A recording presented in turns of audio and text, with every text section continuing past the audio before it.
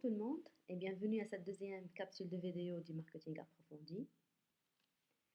Après avoir présenté ce que le marketing, son évolution et ses concepts dans la capsule précédente, on passe maintenant à la compréhension de la notion de marché, surtout comment analyser et identifier les composantes d'un marché donné, de différencier entre le micro et le macro-environnement et finalement comment conduire une étude de marché. Alors c'est quoi un marché? Je ne vais pas tarder sur la lecture de la définition et je passe à son analyse. Le marché se définit selon l'objet. Alors l'objet, qu'est-ce qui est fabriqué dans ce marché-là? Soit des biens durables, c'est-à-dire de nature palpable ou touchable, qu'on peut toucher ces produits-là, ou bien des biens non durables, de nature non palpable, comme par exemple des services qui sont de nature immatérielle. Deuxièmement, c'est l'occupant qui achète les produits.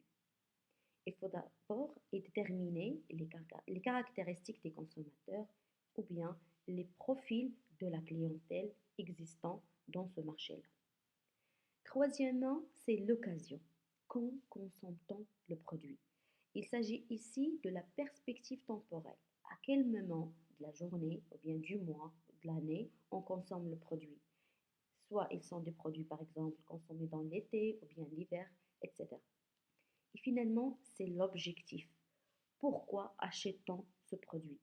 C'est-à-dire les motivations d'achat ou ce qu'on appelle le processus d'achat du consommateur que nous allons, Inch'Allah, expliquer par la suite. Dans cette optique, la compréhension de marché ne se fait qu'à travers la compréhension de ces quatre composantes, à savoir la demande, l'offre, le micro et le macro-environnement. Mais commençons avec le noyau, c'est-à-dire le marché lui-même. La compréhension de la nature de marché permet à l'entreprise de mieux se situer par rapport à ses concurrents, et ceci à travers des mesures statistiques et des études marketing. Parmi les mesures du marché, il y a le chiffre d'affaires, la part de marché et le taux de pénétration et d'autres. En ce qui concerne le chiffre d'affaires, il y a deux façons pour le mesurer. Soit en volume, c'est-à-dire les quantités physiques d'un produit vendu sur une période donnée. Alors ici, il s'agit d'un indicateur économique pauvre. Il permet des comparaisons entre concurrents, par exemple des entreprises relativement similaires en taille, par exemple. Ou bien le chiffre d'affaires en valeur, c'est-à-dire les quantités physiques vendues fois le prix moyen de vente de l'unité. Alors ici, cet indicateur, il aide l'entreprise à déceler l'origine, par exemple, d'un problème ou il permet le marketing manager de justifier une décision. Le deuxième indicateur, c'est la part de marché. Il s'agit d'un indicateur majeur. Il se calcule en fonction du type de chiffre d'affaires, soit en valeur ou bien en volume. Alors, s'il vous plaît, rappelez-vous bien qu'un marché en volume se mesure par le nombre d'unités vendues et un marché en valeur par le total des sommes payées par les acheteurs.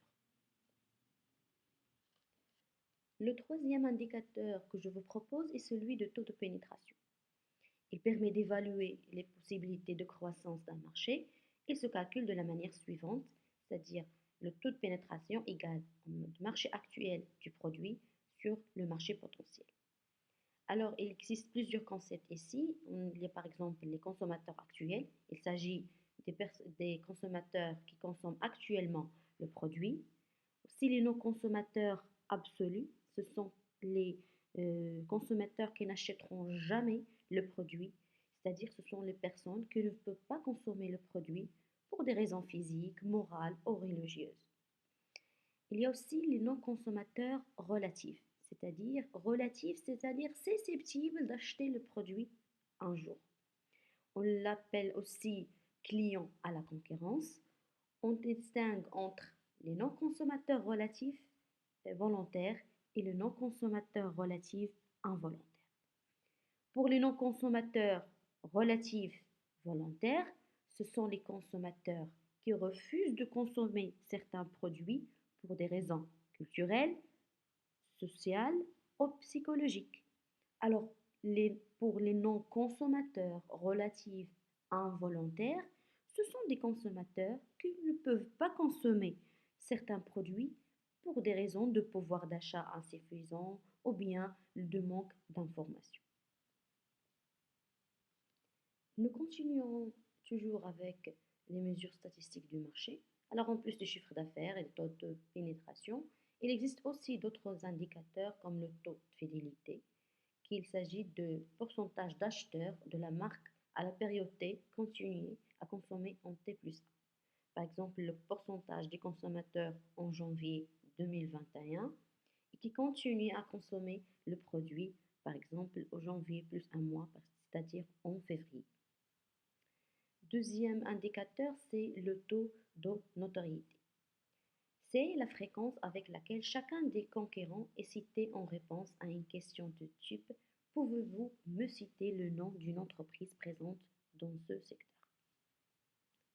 Exemple, si je vous propose ou bien si je vous pose la question, citez-moi le nom d'une entreprise présente dans le secteur automobile.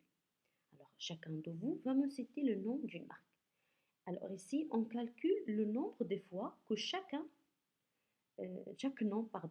se répète, c'est-à-dire chaque nom de marque d'automobile se répète. Alors la comparaison des résultats obtenus par les firmes concurrentes donne une approximation quantitative des positions concurrentielles. Alors ainsi, cet indicateur quantitatif permettent d'évaluer l'efficacité marketing de l'entreprise par rapport à celle de ses concurrents. Toutefois, il convient de souligner que les marchés peuvent être de tailles très différentes. En outre, la taille même des marchés dépend de la taille de l'entreprise qui l'évalue. Par exemple, une petite entreprise qui se lance sur le marché de la cosmétique biologique va considérer par exemple le marché marocain comme important, alors que le leader mondial des cosmétiques l'estimera, c'est-à-dire le marché marocain, à un micro-marché. Deuxièmement, la nature de la demande va conditionner aussi le type de marché. Les politiques marketing seront différentes entre ces deux catégories, c'est-à-dire entre le B2C, business to consumer, et B2B, c'est-à-dire business to business. Dans le premier cas, c'est-à-dire B2C, dans ce cas-là, je vous cite l'exemple par exemple d'un groupe automobile. Alors, un groupe d'autres automobiles vendra ses véhicules, c'est-à-dire ses voitures, non seulement à des particuliers comme vous et moi, mais aussi à des loueurs de voitures ou bien à des grandes entreprises, c'est-à-dire B2B. Alors, grosso modo, la nature de la demande, c'est-à-dire soit c'est-à-dire une entreprise ou bien un particulier, ici, la nature de la demande va conditionner notre marché.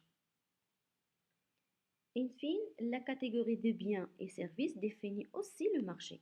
Alors, on distingue entre le marché de biens de grande consommation, par exemple le marché des eaux minérales, ou bien le marché de biens d'équipement, par exemple celui de l'électroménager, et finalement le marché de services, c'est par exemple, on parle de tout ce qui est le service lié au tourisme. Alors, notez aussi bien qu'on parle du marché amont et marché aval.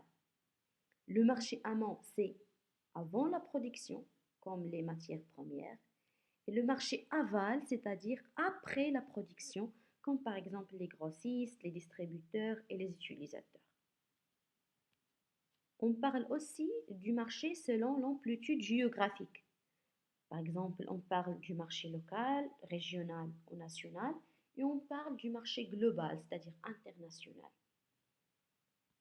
Alors, comme nous avons déjà avancé, il existe quatre composantes du marché.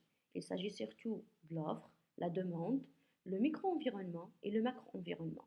Après avoir mieux cerné ce que ça veut dire un marché, il est primordial maintenant d'analyser sa première composante, en l'occurrence l'offre.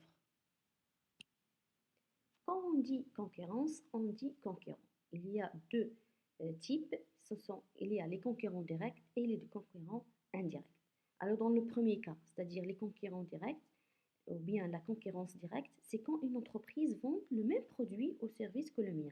Par exemple, dans un marché, il y a deux entreprises fabriquent le même produit qui répond aux mêmes besoins.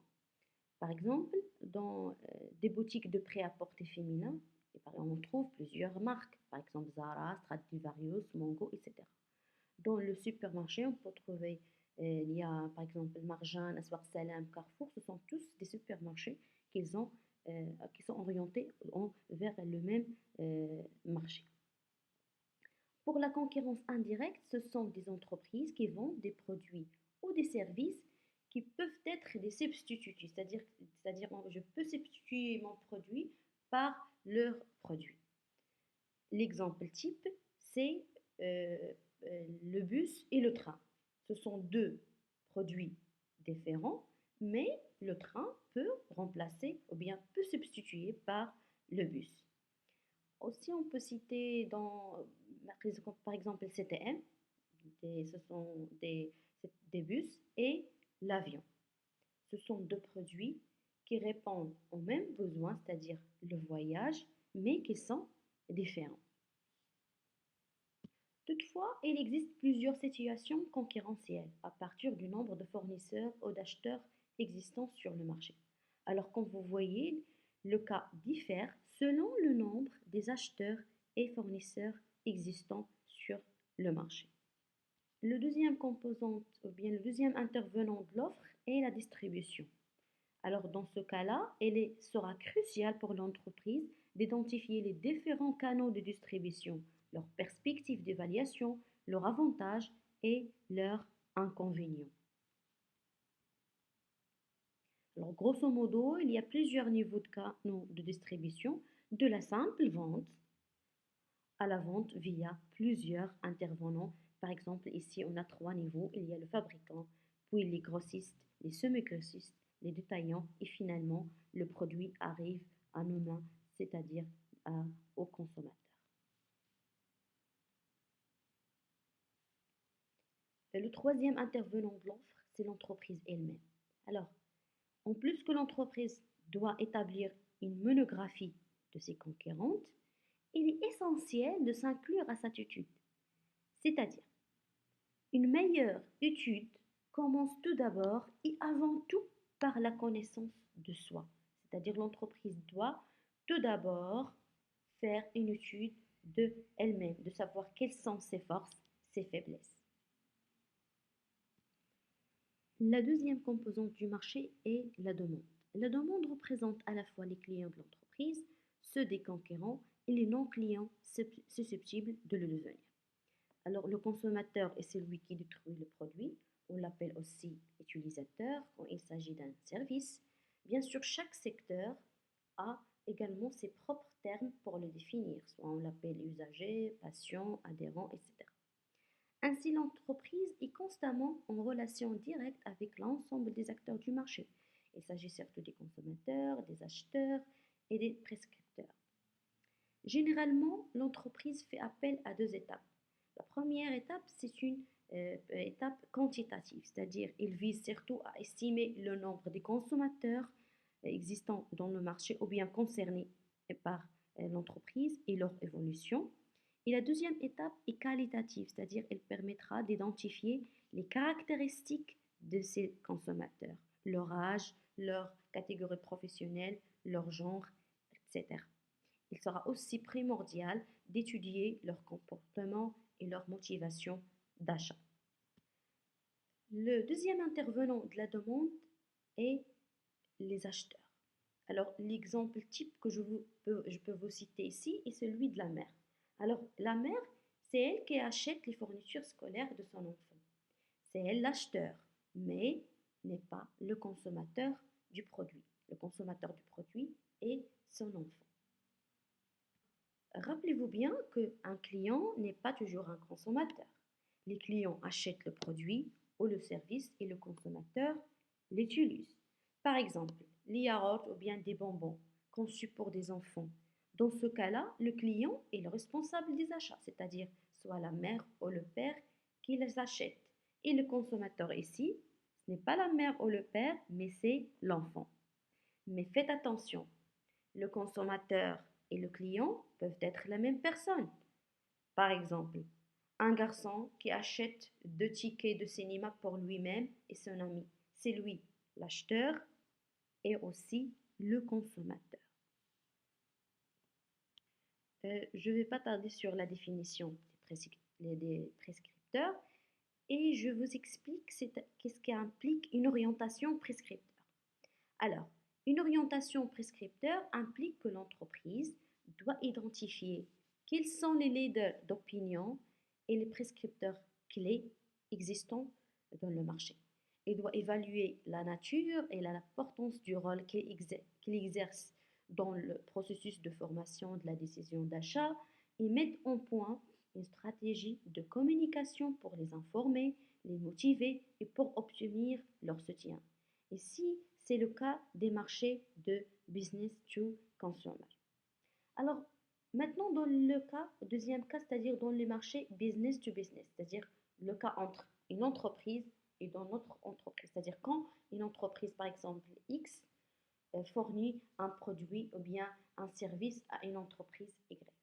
Alors, le rôle de prescripteur ici est souvent assumé par des experts ou des consultants qui recommandent ou certifient des équipements et publient des listes de produits agréés.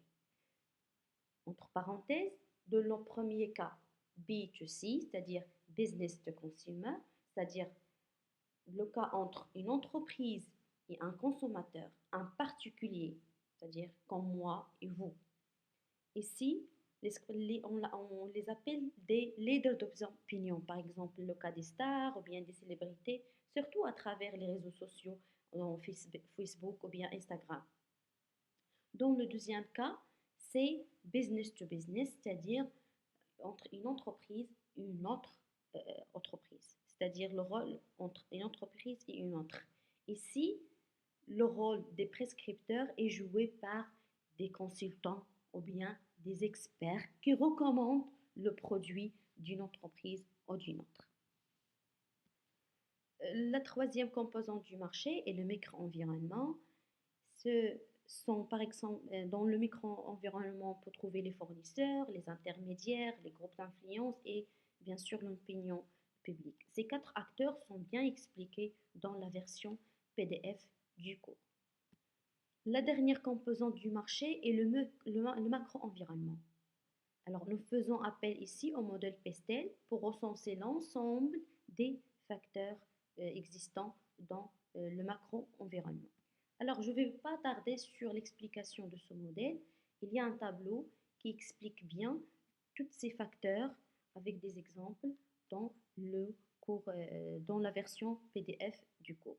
Ce qu'il faut souligner ici, c'est que l'entreprise doit développer un système de suivi de son environnement macro-marketing afin d'anticiper les changements et de faciliter l'adoption en temps utile des contre-mesures appropriées. Alors, on termine avec les composantes du marché et on passe maintenant au deuxième point, à savoir les études de marché. Alors, les études de marché sont un pilier du marketing moderne. Mieux une entreprise connaîtra les attentes de ses consommateurs, mieux il pourra agir efficacement sur la satisfaction de leurs besoins. C'est le rôle ici des études de marché. Par exemple, comme une équipe de football a plus de chances de gagner si elle connaît bien son adversaire, de même le marketing manager connaîtra plus sûrement le succès s'il est bien renseigné sur l'environnement dans lequel il évolue. Alors dans cette partie de cours, 2 questions guident cette partie. La première question, pourquoi faire? Pourquoi faire une étude? Et la deuxième question, comment se déroule une étude de marché? Ce sera l'objet de la troisième capsule de vidéo, Inch'Allah. D'ici là, prenez soin de vous et bon courage.